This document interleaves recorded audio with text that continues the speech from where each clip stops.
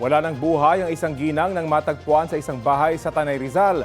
Suspect sa krimen ng kanyang mister na nakita ring patay sa lugar. Balitang hatid ni EJ Gomez.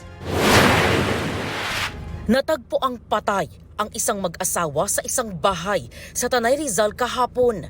Walang saplot pang itaas ang 37 anyos na babae. Ayon sa pulisya, may sugat sa ulo mula sa palakol. Ang 45 anyos naman niyang asawa, wala na ring buhay malapit sa kanya. Sa investigasyon ng Tanay Police, nadiskubre ang nangyari sa mag-asawa nang bumisita roon ang ina ng lalaki.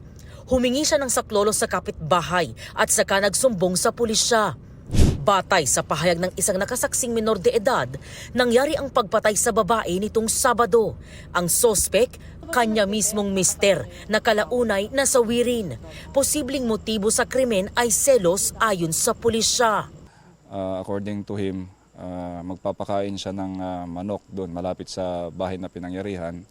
At narinig niya nga na may dalawang sa loob ng bahay na nag-aaway. Yung babae ay nakikiusap na tama na. At saka yung narinig naman ng bata doon sa lalaki is linoloko mo ako.